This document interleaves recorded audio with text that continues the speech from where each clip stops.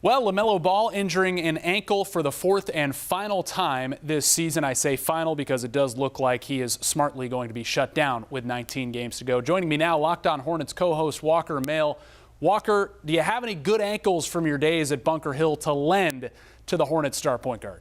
You know, I looked up on Google how I can donate ankles to star players here in Charlotte. So as soon as I figure out how I can transport right and left, I don't need either one. I'm not dunking all that well anymore these days. I can still get up a tiny bit, but LaMelo could use them a lot more than I could. All right, let's look at this one specifically from the win over Detroit. LaMelo kind of going back to his right, awkwardly kind of steps with that right foot, and he suffers a fracture in his right ankle.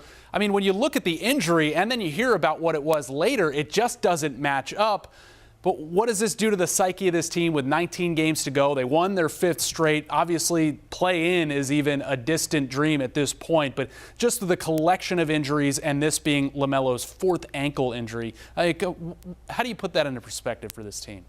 Oh, that it is the exclamation point for a season of horrors for the Charlotte Hornets team. Nobody expected it to go this way. Even if you were not optimistic about the Charlotte Hornets reaching a top 6 spot to make the playoffs outright, or if you thought that they would contend or even get into the play-in, you didn't think it would go this bad to the point where they would have the second worst record in the Eastern Conference. And even with that win against Detroit, Nick, they're still 1-2 against a team they have recently absolutely owned over the last 5 years or so. It's really unfortunate, especially if you're a basketball fan and you just want to see the best player in town. And you want to go to the Spectrum Center and see LaMelo Ball, as entertaining he is, as good as he is. You hate to see him go down for the last 19 games of the regular season. But you're right. It is smart that they're shutting him down. I don't even know if he could suit up any of these last 19 games. So you'll have to see him at the beginning of next season, assuming and hoping that everything goes well. But you're right, Nick. It's really tough to watch this team continue to go through injuries. PJ Washington, he gets injured. Kelly Oubre, when he comes back, LaMelo is sacrificed because that's the law of the Hornet right now. If we get somebody back, somebody has to get injured. That's just how it is. And this was a pretty big one with LaMelo fracturing his right ankle. Let's talk about the collective ankle injuries for LaMelo, because I got to think, 4 of them in one season is concerning. Yeah. 3 were left ankle sprains. This one, a right ankle fracture.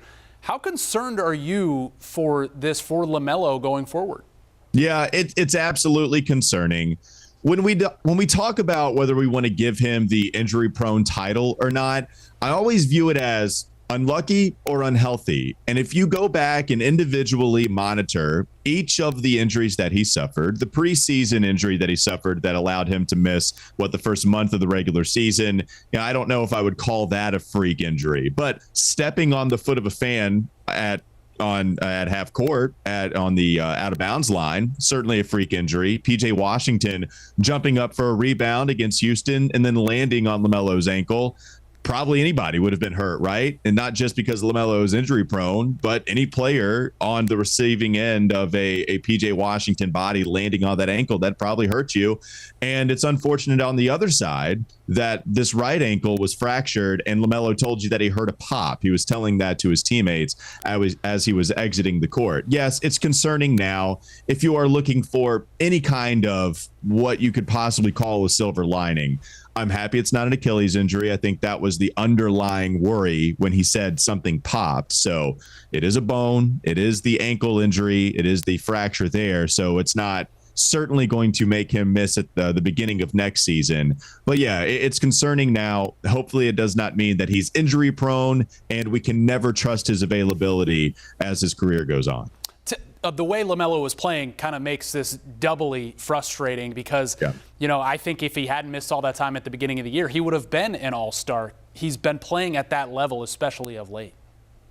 Yeah, the guy was shooting at a ridiculous rate. So the volume is way up in the amount of games that he played this year, and the efficiency was starting to go up. You're right. It did make it a lot more frustrating because he started off 4 of 4 from three-point land and ended up, I believe, with 6 made three-point field goals against Detroit.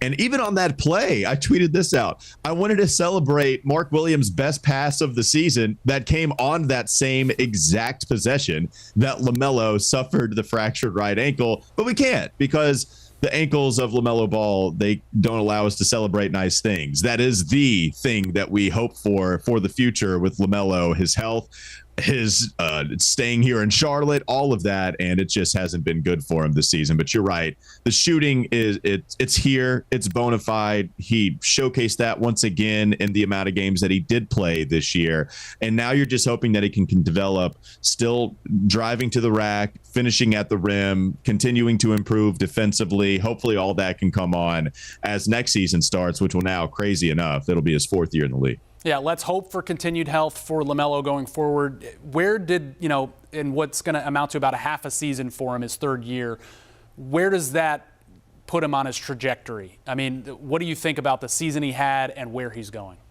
Yeah, I think if you thought LaMelo was a future superstar, I don't think you saw anything this season that prohibits you from thinking that anymore. Look, there are things that he needs to work on. There's no doubt about it.